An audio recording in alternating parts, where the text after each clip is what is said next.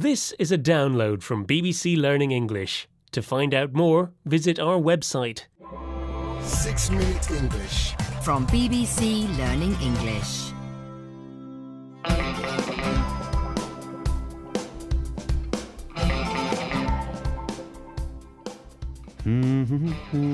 Hello and welcome to 6 Minute English. I'm Rob. And I'm Neil. Hello.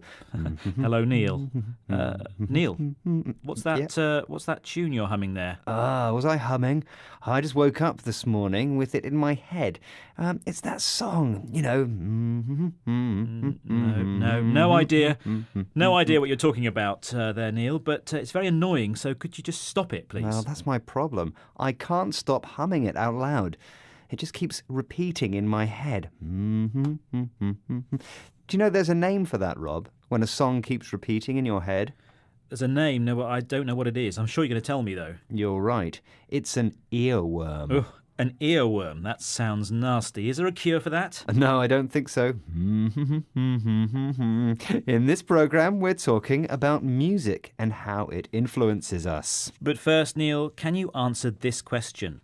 If a person has musical anhedonia, does it mean they A. hate music, B. can't enjoy music, or C. can't hear music? Well, anhedonia sounds like an illness, so I'm going to go for C. Can't hear music. Yes, okay. I certainly wish I couldn't hear music. We'll find out if you're wrong or right later on. Now let's listen to Professor Charles Spence telling us how music affects what we choose to eat and drink. Imagine you're going to the bar and you're thinking about, do I want a glass of wine? There's French music playing behind the counter. More than likely you'll go for a glass of French wine. German music behind the counter. Your likelihood of choosing German wine goes way, way up. If they're playing classical music, you might be tempted to spend that little bit more. What's the likelihood of you spending more, Rob? Quite likely, actually, Neil. And likelihood means the chance of something happening. I love a good glass of wine. Me too. But why do we spend more when there's classical music playing? Good question. Well, it makes us feel a bit classy. That's stylish and sophisticated. I'm guessing hip-hop doesn't have the same effect, am I right? You're always right, Neil. So the professor is saying that bars and restaurants use music to manipulate their customers. And that means to control or influence them. Ugh, earworms. They're messing with our minds. I know. And it doesn't stop there. Restaurants also use the tempo or speed of the music to change people's behaviour. A fast tempo gets customers in and out quickly at busy times. On the other hand, if there aren't many customers, the restaurant might want to keep people in the place for longer. So they put on music with a slow tempo to create a more relaxed atmosphere. And atmosphere in this context means the mood or tone in the place or situation. Now, music is also used to create atmosphere in films.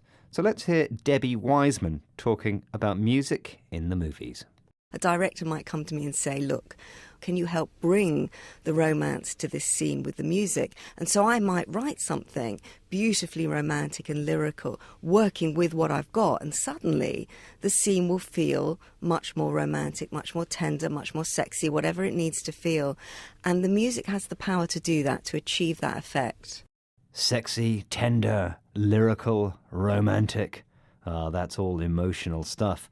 And lyrical actually means expressing strong emotions. So, what's your favourite romantic moment in a film, Rob? Oh, dear. There's so many. I'm a sucker for romance. Once the violins start playing, I start blubbing, and yes, Neil, that means I have a good cry. Oh, so sweet. Now, if you're a sucker for something, for example, romance, it means you can't resist it. I'm more of a sucker for horror myself. Well, music is crucial or extremely important in creating atmosphere in horror films. That's very true. Music is often used to create tension and suspense or feelings of anxiety and excitement. Yes. Can you imagine Hitchcock's Psycho without the violin music? Maybe I can. OK, let's not have a shower scene here in the studio, Neil. You'll give me nightmares. Now, remember, at the beginning of the programme, I asked you what musical anhedonia means. Is it someone who A, hates music, B, can't enjoy music, or C, can't hear music? And I said can't hear music. And that's the wrong answer. It's actually B. It's someone who can't enjoy music. Oh, not a very good job for a DJ then. No. Anyway, Rob, before we go any further, how about those words again? Okay, well, the words we heard today were earworm, musical anhedonia, likelihood, classy, manipulate, tempo, atmosphere, lyrical, blubbing, sucker for something, crucial, tension, suspense. Well, that brings us to the end of today's 6-Minute English. Try not to catch musical anhedonia and watch out for those earworms. We hope you enjoyed humming along to today's programme. Please stop. join us again soon. Bye. Bye.